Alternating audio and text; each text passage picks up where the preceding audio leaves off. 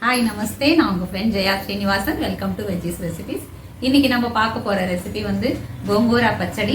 Andhra famous மட்டும் இல்லை, இது வேர்ல்ட் ஃபேமஸ் அப்படின்னு சொல்லலாம். கோங்கூரா பச்சடி அப்படின்னா நம்ம ஊரில் புளிச்சக்கீரை சட்னி அப்படின்னு சொல்லலாம். இதை வந்து ஃப்ரிட்ஜில் ஸ்டோர் பண்ணி வச்சுக்கிட்டு ஒரு மாதம் நாள் சாப்பிட்லாம். லஞ்ச் பாக்ஸ்க்கும் நம்ம இதை பேக் பண்ணியும் கொடுக்கலாம். வாங்க எப்படி பண்ணுறதுன்னு பார்க்கலாம். ஒரு பெரிய கட்டு புளிச்சக்கீரை நல்லா ஃப்ரெஷ்ஷாக பார்த்து வாங்கிக்கோங்க. இலையை மட்டும் கிள்ளி எடுத்துக்கிட்டு நல்லா தண்ணியில் அலசிட்டு தண்ணி ஃபுல்லாக வடிய விட்டுருங்க. அதுக்கப்புறம் ஒரு காட்டன் துணியில் கொஞ்சம் நேரம் ஸ்ப்ரெட் பண்ணி வச்சிட்டிங்கன்னா ஈரம் ஃபுல்லாக போயிடும். கொஞ்சம் ஈரம் இருந்தாலும் பரவாயில்ல, நம்ம வதக்கும் போது அது ட்ரை ஆகிடும். ஆயில் வந்து நல்லெண்ணெய், கடலெண்ணெய் நம்ம எது வேணாலும் எடுத்துக்கலாம். ஒரு 4-5 டேபிள் ஸ்பூன் எண்ணெய் இதுக்கு தேவைப்படும். எண்ணெய் கொஞ்சம் இதுக்கு அதிகமாகவே தேவைப்படும். தாளிக்கிறதுக்கு கடுகு ஒரு டேபிள் ஸ்பூன், பெருங்காயம் ஒரு அரை டீஸ்பூன், உப்பு நம்ம டேஸ்ட்டுக்கு ஏற்ற மாதிரி, மஞ்சள்தூள் ஒரு அரை டீஸ்பூன், 2 மிளகாய் வத்தல். இது எல்லாத்தையும் தாளிக்கிறதுக்கு எடுத்து வச்சுக்கணும். இதுக்கு ஆந்திரா ஸ்டைலில் ஸ்பெஷல் மசாலா பவுடர் ஒன்று பண்ணிக்கணும். சிகப்பு மிளகாய் ஒரு 15, ஜீரகம் ஒரு டீஸ்பூன், மல்லி ஒரு டேபிள் ஸ்பூன், மிளகு ஒரு அரை டீஸ்பூனோட கொஞ்சம் கூட எடுத்துக்கலாம், வெந்தயம் ஒரு 1/4 டீஸ்பூன். இது எல்லாத்தையும் தனித்தனியாக ட்ரை ரோஸ்ட் பண்ணி நல்லா சூடு ஆறுனதுக்கப்புறம் பவுடர் பண்ணிக்கணும். மிளகாயோட காம்பை கிள்ளிட்டு பவுடர் பண்ணணும். நான் ஆல்ரெடி பவுடர் பண்ணி வச்சுருக்கேன். இது மாதிரி பவுடர் பண்ணி வச்சுக்கணும். பூண்டு ஒரு முழு பூண்டு நல்லா பெருசாக பார்த்து நல்லா அதுக்கு தோல் உடிச்சிட்டு நல்லா பொடி பொடியாக இந்த மாதிரி கட் பண்ணி வச்சுக்கணும். ஒரு 20 பச்சை மிளகாயை நல்லா வாஷ் பண்ணிட்டு ஈரம் போக தொடச்சிட்டு காம்பை நீக்கிட்டு மிக்சியில் அந்த மாதிரி தண்ணி ஊற்றாமல் குறைன்னு அரைச்சி வச்சுக்கணும். இவ்வளோ காரம் சேர்த்துக்கிறதுக்கான காரணம் என்ன அப்படின்னா, புளிச்சக்கீரை வந்து புளிப்பு. அடுத்தது இந்த மிளகாய் நம்ம எண்ணெயில் போட்டு வதக்கும் போது காரம் நல்லா குறைஞ்சிடும். அந்த ஃப்ளேவர் தான் நமக்கு இருக்கும். இன்னொன்று வந்து இந்த பச்சை மிளகாயில் காரம் ரொம்ப கம்மியாக இருக்குது, அதனால தான் நான் இவ்வளோ சேர்த்துக்கிறேன். நீங்கள் உங்களுக்கு எப்படி காரம் தேவையோ அந்த மாதிரி நீங்கள் சேர்த்துக்கோங்க. ஒரு பாத்திரமோ இல்லை கடாயோ ஸ்டவ்வில் வச்சுட்டு ஸ்டவ் ஆன் பண்ணிவிட்டு ஆயில் வந்து ஒரு டேபிள் ஸ்பூன் சேர்த்துக்கலாம். எண்ணெய் சூடானதும் கீரையை ஆட் பண்ணிவிடுங்க. நல்லா வதக்கி கொடுத்துருங்க. இவ்வளோ கீரை இருக்கிற மாதிரி தெரியும், ஆனால் வதக்கவும் ரொம்ப கொஞ்சமாகிடும். சீக்கிரமே ஷ்ரிங்க் ஆகிடும். இது பாருங்கள் எப்படி கொஞ்சம் ஆகிடுச்சு. நம்ம பாத்திரம் ஃபுல்லாக போட்டோம், கொஞ்சமாகிடுச்சு. கலரும் நல்லா சேஞ்ச் ஆகிடுச்சு. இன்னும் கொஞ்சம் வதங்கினா போதும்.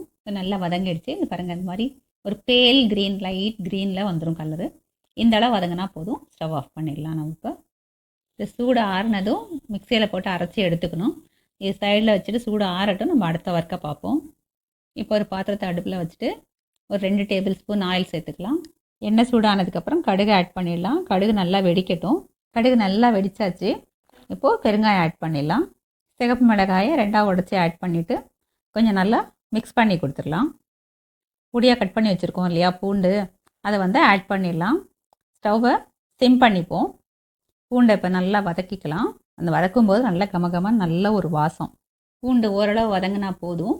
இப்போ வந்து பச்சை மிளகாயை ஆட் பண்ண போகிறோம். பச்சை மிளகாயோட சேர்ந்து பூண்டும் வதங்க போகுது.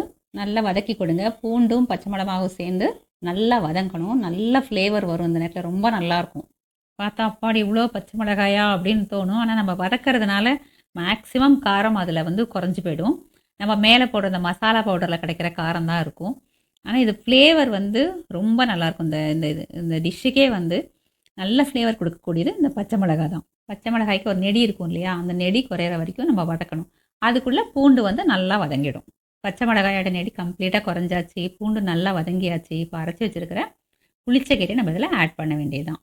சிலர் புளிச்சக்கீரையை வந்து வதக்கிட்டு அந்த இலையாக இருக்கும்ல, திப்பி திப்பியாக அப்படியே சேர்த்துருவாங்க. சிலர் வந்து கொஞ்சம் குறைப்பாக அரைச்சிப்பாங்க. நான் வந்து எப்போவுமே பேஸ்ட்டாக அரைச்சி தான் சேர்ப்பேன். அது அவங்கவுங்க விருப்பம்தான். புளிச்சக்கீரை அரைக்கும் போது தண்ணி எதுவும் ஆட் பண்ணிடக்கூடாது. அதிலே மாய்ஸ்சர் இருக்கும், அதனால் அரைக்கிறது ஈஸியாக தான் இருக்கும். இப்போது உப்பையும் மஞ்சத்தூளையும் நம்ம ஆட் பண்ணிடலாம். உப்பு வந்து கண்டிப்பாக இதுக்கு பத்தாது, திரும்பவும் நம்ம ஆட் பண்ணுற மாதிரி தான் இருக்கும். லாஸ்ட்டில் டேஸ்ட் பண்ணி பார்த்துட்டு ஆட் பண்ணிக்கலாம். உப்பு, மஞ்சத்தூள், கீரை எல்லாமே நல்லா ஒன்றா மிக்ஸ் ஆகிற அளவுக்கு நல்லா கலந்து கொடுத்துடலாம். நல்லா மிக்ஸ் பண்ணி கொடுத்துருவோம். கொடுத்துட்டு இப்போ மசாலா பவுடர் சேர்க்க ஆரம்பிச்சிடலாம். நம்ம இன்றைக்கி வறுத்த அரைச்ச பொடி கம்ப்ளீட்டாக இந்த கீரைக்கு கரெக்டாக இருக்கும். ஃபுல்லாகவே நீங்கள் ஆட் பண்ணிடலாம். நல்லா கலந்து கொடுங்க. எல்லாம் ஒன்று போல் சேர்கிற மாதிரி கலந்து கொடுங்க. இதே மாதிரி பண்ணிங்கன்னா அது ஒரு மாதமானாலும் கெடாமல் இருக்கும். வீடியோ ஸ்கிப் பண்ணாமல் பாருங்கள், தொடர்ந்து பாருங்கள். இதே மாதிரி பண்ணி வச்சுக்கோங்க, ரொம்ப ஈஸியாக இருக்கும். நல்லா வதக்கியாச்சு. இன்னும் கொஞ்சம் ஆயில் சேர்த்துருவோம். நான் ஆரம்பத்துலேயே சொன்ன மாதிரி இதுக்கு வந்து கொஞ்சம் ஆயில் நிறையா தான் தேவைப்படும். நம்ம எண்ணெய் எவ்வளோ தாராளமாக சேர்க்குறோமோ அவ்வளோ டேஸ்ட்டாக இருக்கும், அவ்வளோ நாளைக்கு கெடாமையும் இருக்கும். ஆயில் வந்து நல்லா ப்ரிசர்வேட்டிவாக அதுக்கு யூஸ் ஆகும். நல்லா வதங்கிடுச்சு. இந்த நேரத்தில் ஒரு டேஸ்ட் பண்ணி பார்த்துருங்க. உப்பு எதுவும் கம்மியாக இருந்தால் நம்ம ஆட் பண்ணிக்கலாம். எனக்கு கொஞ்சம் சால்ட் கம்மியாக இருக்குது, நான் ஆரம்பத்திலே சொன்னேன் இல்லையா? இப்போ வந்து நான் ஆட் பண்ணிட்டேன்.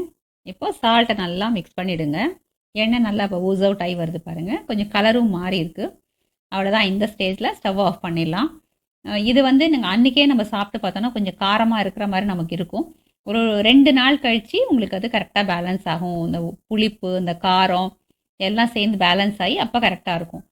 அன்றைக்கே சாப்பிட்டீங்கன்னா கொஞ்சம் காரமாக இருக்கும், அதனால் வேறு எதுவும் ஆட் பண்ணி இந்த காரத்தை குறைக்க வேண்டாம்.